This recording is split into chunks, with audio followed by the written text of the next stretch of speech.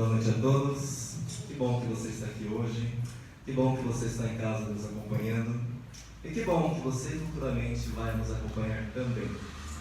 Já começamos com Deus abençoando no louvor, na abertura, então vamos dar continuidade ao estudo bíblico. Queria que vocês abrissem suas Bíblias então em Apocalipse, no capítulo 3, do verso 7 ao 13. Apocalipse, capítulo 3, do verso 7 ao 13.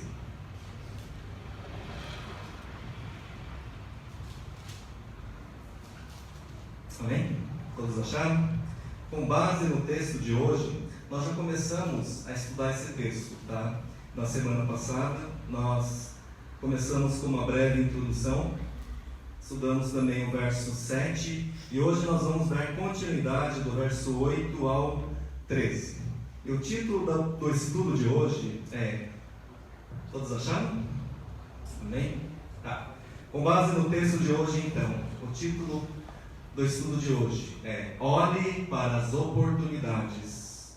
Preste atenção. Olhem para as oportunidades e não somente para as dificuldades. O nosso maior problema, independente se você é cristão ou não, o que você pratica, o que você crê, mas o ser humano, quando se encontra em meio à dificuldade, ele raramente vai ver uma oportunidade no meio disso, pois o seu foco vai estar apenas no problema. Mas quando nós, como o irmão Henrique citou, nós conhecemos a Bíblia, nós buscamos a conhecer esse Deus que nos guarda, que nos capacita, a nossa cosmovisão, ela é diferente, o nosso jeito de ver. Cosmovisão é como você olha as coisas ao seu redor. Quando você tem esse Deus, independente se você está num problema, Deus te capacita, mesmo você passando uma dificuldade, ainda a você ver uma oportunidade. Nós vamos aprender isso com esta igreja de Filadélfia, que passava por muitas dificuldades, mas Cristo diz que há uma porta aberta. Então eu quero ler para vocês do verso 8 em diante. Conheço as obras que você realiza, eis que tenho posto diante de você uma porta aberta, a qual ninguém pode fechar. Sei que você tem pouca força, mas guardou a minha palavra e não negou o meu nome. Eis o que eu farei com alguns do que são da sinagoga de Satanás, desses que se declaram judeus e não são, mas mentem. Eis que farei com que venham até você, prostrem-se aos seus pés e reconheçam que eu amo você.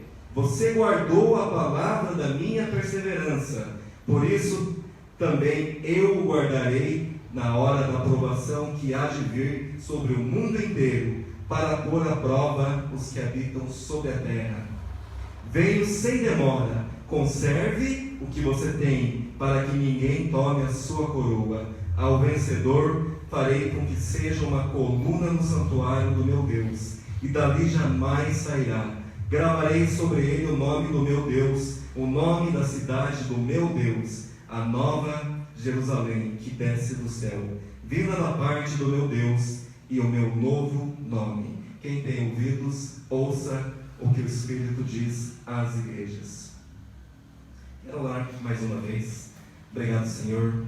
Mais uma vez nós te agradecemos por estarmos reunidos como a tua igreja. Agora nos ajuda, Senhor, no esclarecimento da tua palavra, Senhor, para que venhamos a compreender a tua boa vontade sobre nossas vidas. Por isso dependemos totalmente do Senhor. Assim, mais uma vez, oramos em nome de Jesus. Amém. Amém? Aqui nós podemos entender, então, com base no texto, que Jesus não conhece apenas as fraquezas da igreja, mas além de conhecer as nossas fraquezas, Ele coloca oportunidades para a igreja. E não é uma pequena oportunidade, uma grande oportunidade. Primeiramente, a grande oportunidade que Jesus nos coloca, até em meio a dificuldades: salvação. Jesus abre a porta da salvação. Jesus disse em João, no capítulo 10, no verso 9, que Ele é a porta da salvação, da liberdade e da provisão. Então, além de ser a porta da salvação, Jesus nos dá liberdade e nos provém isso. Isso é algo maravilhoso. Ele também usou essa figura no Sermão do Monte, lá em Mateus, no capítulo 7, do verso 13 ao 14. Se vocês quiserem apenas acompanhar, tá? Ou lerem depois. Mas em Mateus capítulo 7, do verso 13 ao 14, diz assim: entrem pela porta estreita, porque larga é a porta e espaçoso é o caminho que conduz para a perdição, e são muitos os que entram por ela. Estreita é a porta e apertado é o caminho que conduz para a vida, e são poucos o que a encontram.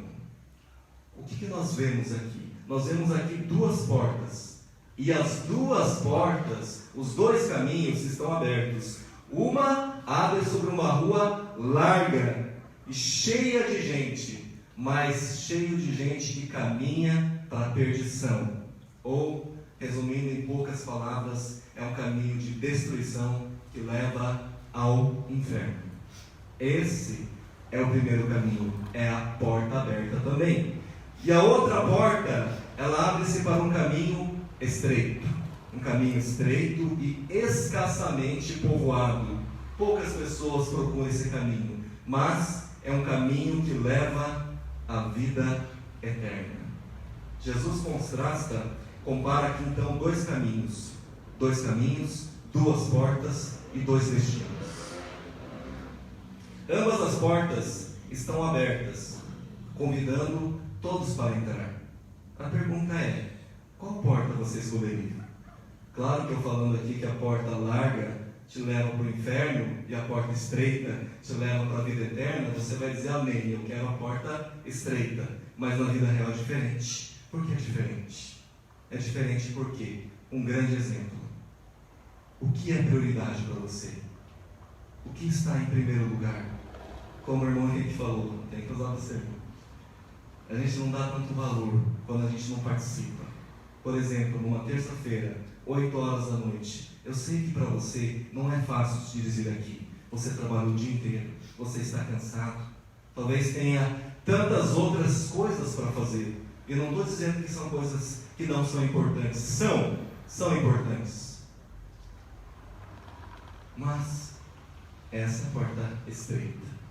O caminho do Senhor muitas vezes é difícil, porque exige sacrifício, exige você deixar algo para você abraçar o que é importante.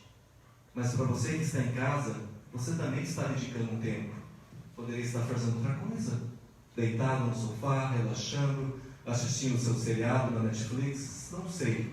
Mas se você está em casa dedicando esse tempo, essa é a porta estreita. E a porta estreita está em todas as decisões da nossa vida. Você sempre tem escolhas. Você está no trabalho, supostamente vem com uma oferta boa, mas uma oferta que é corrupta. É a porta larga, é você aceitar e se satisfazer com isso. A porta estreita é você negar e ainda aceitar perseguição dos seus companheiros. Qual você vai escolher? Tudo. No casamento, a mesma coisa. O casamento está difícil. A porta larga é o quê? Deixar o casamento, largar, viver de solteiro, pegar um modelo mais novo. Porta estreita é você lutar por isso. É você procurar o melhor. É você entender que você tem que mudar para você fazer isso dar certo. E você só vai buscar isso em Deus. Filhos, é mais fácil ignorar os conselhos do pai. Pai é chato, é antiquado, eu sou novo, atualizado, papai e mamãe não sabem nada. Porta estreita, larga. Porta estreita é você se submeter aos conselhos do seu pai, é seguir isso à risca, contanto que esses conselhos estejam direcionados biblicamente. Tantas são as portas que vêm para mim e para você. Agora eu pergunto, qual porta você tem escolhido? A porta estreita ou a porta larga? O que você vive, o que você é, o que você escolhe, demonstra qual porta você está adentrando. Se é a porta larga, é o que o mundo oferece. Se é a porta estreita, é o que Deus nos oferece. Mas eu garanto, compensa. Diga para a pessoa ao seu lado: compensa entrar pela porta estreita? Pode dizer. Se você está acima do peso, não tem problema, você fica curado. Essa porta, mesmo você sendo pesadinho, se você tiver a sua vida aí como eu com Deus, você vai passar. Amém? E a segunda grande oportunidade, a primeira oportunidade é salvação. A segunda grande oportunidade é a porta da evangelização. Isso é muito importante. Para você que já adentrou, agora vem uma outra porta, a porta da evangelização. Jesus fala de uma porta de oportunidade para agora fazer o quê? Se pregar o Evangelho. Por exemplo, nós temos a tecnologia, a internet, a mídia. Tem duas portas também. Tanto isso pode ser utilizado para o mal, levando o que é ilícito, levando algo às pessoas fazendo o que é errado, mas também pode ser uma porta para pregar o Evangelho. E é o que nós estamos fazendo. Então Jesus fala de uma porta de oportunidade para eu e você pregarmos o Evangelho. Exemplo, Paulo via a idolatria na cidade de Atenas como uma porta aberta para falar do seu Deus desconhecido. Lembra que tinha uma estátua, algo assim, escrito Deus desconhecido. Ele aproveita essa oportunidade para falar do seu Deus. Quando Paulo ficou 3 anos em Éfeso, pregando o reino, ele disse, lá em 1 Coríntios 16, 9, se abriu para mim uma porta ampla e promissora. Quando estava preso em Roma, apesar de já ter resultados tão fantásticos, conforme o relato de Filipenses 1, ele pede à igreja, lá em Colossenses 4:3, ao mesmo tempo orem também por nós, para que Deus nos abra uma porta à palavra, a fim de falarmos do mistério de Cristo, pelo qual também estou algemado. Paulo não estava num resort de férias. A vida de missionário dele foi muito difícil, mas ele via portas abertas para pregar o Evangelho. Já a igreja de Filadélfia, agora nós voltando para a igreja de Filadélfia, ela tinha 3 problemas. 3 problemas para aproveitar a oportunidade dessa porta aberta. Nós vamos ver quais são esses problemas.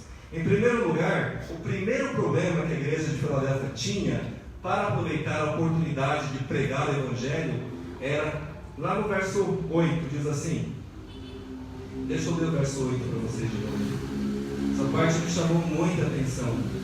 Lá no finalzinho do verso 8 diz assim, sei que você tem pouca força, mas guardou a minha palavra e não negou o meu nome.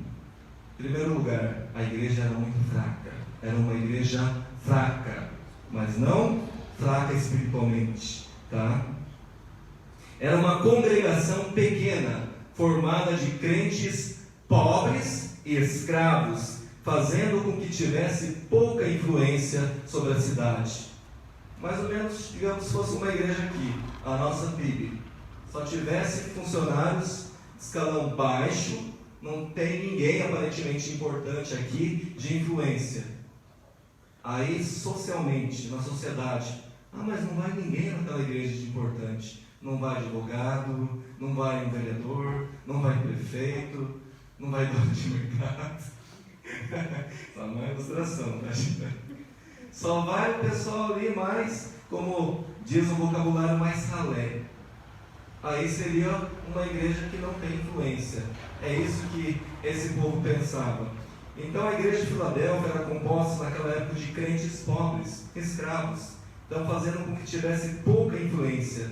Mas isso não era motivo para eles não evangelizarem. Não era motivo, quem sou eu agora? Eu não tenho influência na cidade, quem que vai me escutar? Realmente, ninguém vai escutar você. As pessoas lá fora vão escutar o que está em você. Se você é um salvo, é o Espírito Santo que vai falar através de você. Você vai ter coragem, fé, ânimo, esperança e vai pregar o Evangelho. Primeiramente, mudança de vida. Você não vai ver as pessoas socialmente, se é político, se é vereador, se é dona de mercado, se é aquilo ou aquilo. Você vai ver vidas sem vida, vidas precisando de amor, precisando do Evangelho, para ter o quê? Salvação. É assim que deve ser, é assim que deveria ser. Na igreja não há diferença de classes. Há pessoas pecadoras precisando da graça de Deus. Isso deveria ser importante. Então, isso não era motivo para deter o evangelismo. Em segundo lugar, além da igreja ser uma igreja pobre financeiramente, havia oposição a essa igreja. Havia oposição. Vamos lá no verso 9. Lembra que havia os judeus chamados por Jesus de sinagoga de Satanás, que perseguiam essa igreja. No começo, o que acontecia? Essa sinagoga de Satanás eram os fariseus, os religiosos. Eles perseguiam. E no começo, os crentes começaram a recuar. Nossa, até isso então, nós já somos pobres, fraquinhos. Ainda a classe lá dos fariseus, estão nos perseguindo. Então a gente tem que parar de evangelizar.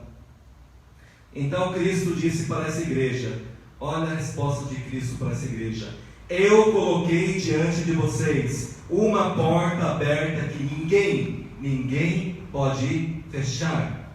Ninguém pode fechar. Lembra que Jesus ainda fala que esses iam se prostrar a eles próprios, a igreja? Aqueles que hoje os perseguem virão e se prostrarão diante de vocês e saberão que eu os amei.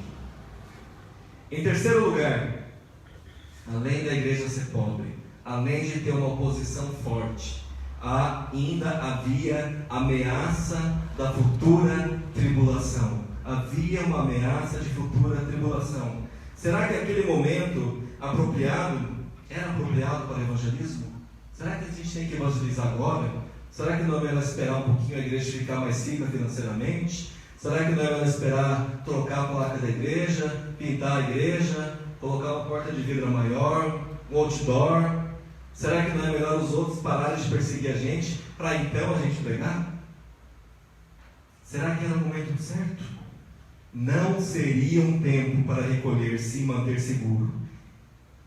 Lembra que havia grandes terremotos também naquela cidade? As pessoas viviam em tendas, sempre com medo de acontecer algo. Mas qual é a resposta de Cristo? Cristo é claro, diz: não é tempo de recuar, não é tempo de parar, não é tempo de se esconder, não é tempo de você ficar pensando no amanhã. Pregue a palavra. Ele promete guardar a igreja e a encorajar a cruzar a porta sem medo. Sem medo. Quantas vezes nós temos medo de viver o Evangelho? O que é o medo de viver o Evangelho? Tantas coisas se passam na sua cabeça. Você tem vergonha de pregar? Não tem problema, tem pessoas que não foram chamadas a pregar. Mas todos os salvos, eles têm a obrigação de viver o Evangelho. E o viver o Evangelho, a primeira coisa, mudança de vida. Quando as pessoas lá fora veem mudança em você, você já está pregando o Evangelho. Porque elas vão ver Cristo em você. E é Deus que vai te dar oportunidade, momento, local certo para você falar do Evangelho. Não você sair que nem uma metralhadora lá fora. Aí não, aí você é só mais um louco. Olha outro crente louco lá, se achando melhor que nós. Infelizmente, isso é real. Aquele que verdadeiramente é salvo, é tratado, primeiro ele vai se preocupar em se limpar, em se tratar, para viver uma vida condizente ao que a palavra de Deus nos ensina. Aí ele não vai pegar a metralhadora, vai pegar aquele rifle, sabe? Que vai mirar o alvo certinho. Já viram aqueles atiradores? Como é que é o nome? Isso. Exatamente. Não é só fazer um estrago. É algo silencioso. Ele vai virar a mira corretamente, porque é Deus que coloca vidas para você evangelizar. E é Deus que aponta o alvo e você cumpre. É este. Amém? Não basta ser uma igreja que apenas guarda a palavra. Não basta nós apenas chegarmos aqui, escutar a palavra, amém. Não basta só isso. Nós precisamos também proclamar a palavra, como eu falei, vivendo-a, pregando-a. Não basta apenas não negar o nome de Cristo. Eu não nego o nome de Cristo. Não, eu não nego. Não basta. Nós precisamos anunciar o nome de Cristo. Como é que nós anunciamos? Mais uma vez, vivendo uma nova vida em Cristo. As pessoas têm que olhar para você e falar: Ele é diferente. Ele não é que os outros. Este tem autoridade para falar daquilo que ele prega. E você tem que ter o desejo de falar: nossa, eu quero estar perto dessa pessoa. Ela não é chata, ela não é religiosa, mas ela vive, o olhar dela transparece o amor de Cristo. Eu quero isso para mim. Será que você tem passado isso? Acima de tudo, nós devemos ser fiéis a Deus. Acima de tudo, eu e você temos que ser fiéis a Deus para aproveitarmos as oportunidades que Deus nos dá, até em meio às dificuldades. Abriu entre parênteses aqui, o que é ser fiel a Deus? Vocês sabem o que é ser fiel a Deus? Será que ser fiel a Deus é somente você estar aqui? Será que ser fiel a Deus é você falar: eu oro, eu jejuo, eu trago os meus dízimos, as minhas ofertas, eu venho todo domingo na igreja? Será que isso é ser fiel a Deus? Ser fiel é uma qualidade ligada à lealdade. Ser ligada à lealdade significa que você tem que ser uma pessoa autêntica e confiável. Ser fiel é você ser leal ao Deus que você serve, é você ser autêntico e confiável. Não é você ser aquele produto falso. Produto falso sempre dá problema. Muitas vezes é mais fácil. Essa é a porta larga. Tem um produto original e um produto falso. O produto original sempre é mais caro. O falso é sempre mais barato. Qual que vai dar mais problema? O falso. Vai comprar um falso, um Oriente. Não tem seguro, não tem garantia. Você está apostando num jogo de azar. Mas compre um carro, vai ter garantia, vai ter tudo isso, certo? Quantos deuses falsos não há por aí, que prometem coisas fáceis? Venha para cá, tudo vai mudar. Não está mentindo. Se você vai para Deus, tudo vai mudar. Mas eles acrescentam: você vai ter o melhor casamento, você não vai ser empregado, você vai ser patrão, vamos curar o teu câncer, vamos curar tudo. Será que é assim? A Bíblia diz que neste mundo nós teremos aflições. Olhem para a vida do Paulo, missionário, apóstolo. Olha o que ele passou. Olhem para a vida dos cristãos. Mas eles adentraram a porta da salvação. Tome cuidado. Ser fiel a Deus implica em sermos fiéis a todas as áreas da nossa vida. Para você saber se você é fiel a Deus, então você tem que ser fiel a todas as áreas. Primeiro, nós temos que ser fiéis aos valores cristãos que estão na palavra. Nós temos que ser fiéis para cumprir votos e promessas a qual fazemos. Terceiro, temos que ser fiéis no matrimônio, nos relacionamentos interpessoais. Temos que ser fiéis nos negócios. Temos que ser fiéis no trabalho, temos que ser fiéis a Deus nas provações e nas dificuldades. É aí que nós mostramos fidelidade. Quando está tudo bem na nossa vida, Deus é amor, Deus é paz, Deus é próspero, está bombando, né? Estou dando meus dízimos, estou ofertando, está dando tudo certo na minha vida. Amém? Amém? Mas aí quando as coisas começam a ter dificuldades, esse é o problema de você aprender o que é errado. A igreja promete tudo isso, uma igreja falsa. Aí de repente chega uma parte da sua vida que você perde seu emprego, perde sua saúde, ainda pega uma hemorroida, piorar. E aí, cadê o seu Deus? Você só aprendeu que Deus vai dar o que é bom, e você não conhece que Deus diz que neste mundo vocês passarão por aflições, mas tenham bom ânimo. Eu venci o mundo. Nós passaremos por tribulações, e muitas vezes para o cristão é nas tribulações, é nas dificuldades que as portas se abrem. É nas dificuldades, é quando a gente está quebrado, é quando a gente deixa o nosso eu, a nossa soberba, a gente vê que a força não está no nosso braço, nas riquezas. Do que adianta? Tudo isso vai passar. Você pode ter a melhor casa, você pode ter o carro mais caro, você pode fazer plásticas e plásticas, pode ter o bumbum mais perfeito, mas tudo vai passar. E aí, sabe qual é a resposta? Você vai voltar ao pó da terra. E você vai estar perante o juiz dos juízes. E aí Deus vai olhar para você. Qual porta você escolheu? Que caminho? Que caminho? Somente, preste atenção, somente com a ajuda de Deus, como a exemplo da igreja de Filadélfia, somente com a ajuda de Deus nós podemos ser fiéis em todas as áreas da vida. Se você não buscar a dependência de Deus, eu tenho uma resposta: você vai falhar nos negócios, você vai falhar nas provações, vai falhar no matrimônio, nas relações, você vai falhar com tudo, porque você está firmado apenas em você. Enquanto você pensar que a força está em você, que há uma energia positiva dentro de você, a resposta é simples: você vai falhar. Mas quando você se ajoelhar, se prostrar ao único Deus verdadeiro, que pode fazer diferença na sua vida, é Ele que vai te encaminhar a adentrar nessa porta correta. E para concluir, lá no capítulo 3, no verso 12, Jesus não apenas conhece a pobreza da igreja, mas promete a ela uma grande recompensa e uma gloriosa herança. Então, por mais que você passe dificuldades aqui, no final há uma recompensa, e uma gloriosa recompensa. Jesus ordena a igreja a permanecer firme até a segunda vinda de Cristo. Jesus então envia um telegrama, uma carta à igreja. Lá no verso 11 diz: eis que venho sem demora. A herança que Ele preparou para nós é gloriosa. Diga para a pessoa ao seu lado: não precisamos de mais nada novo fora das Escrituras.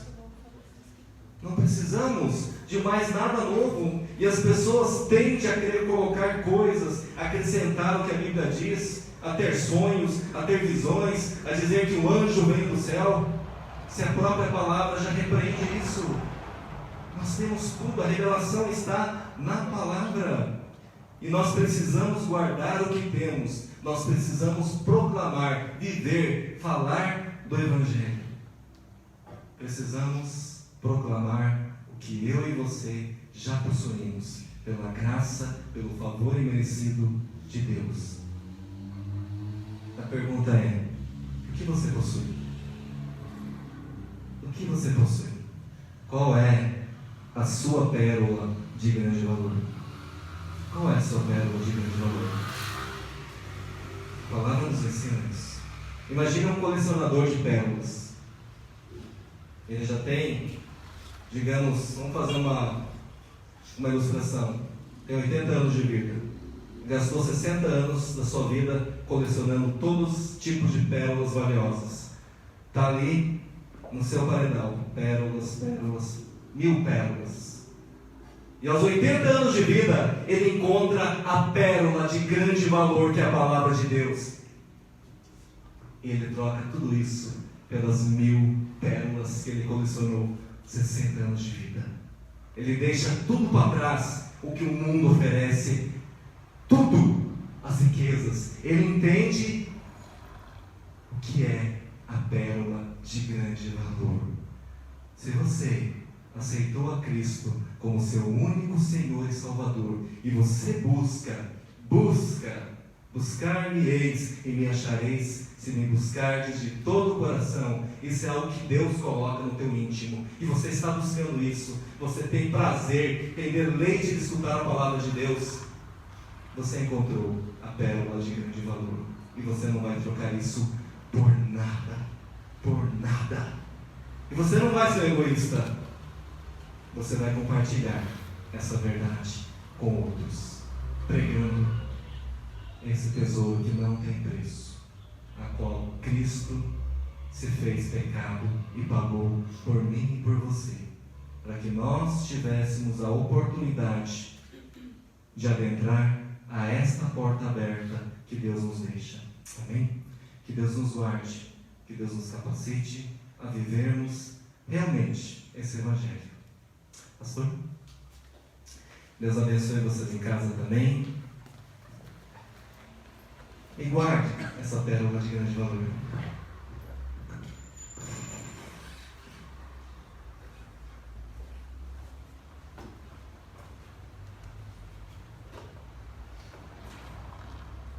Vamos orar.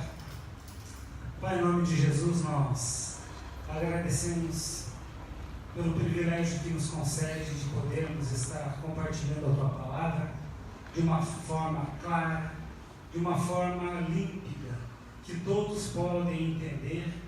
Com certeza, Pai, essa porta que Tu abriu é a porta que nos dá a oportunidade de chegarmos até o nosso Deus.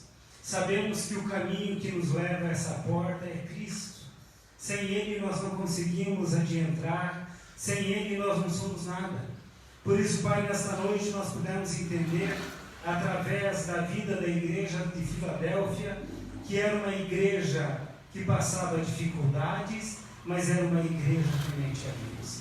Era uma igreja que cultuava, uma igreja que aprendeu a mostrar Deus através da sua vida.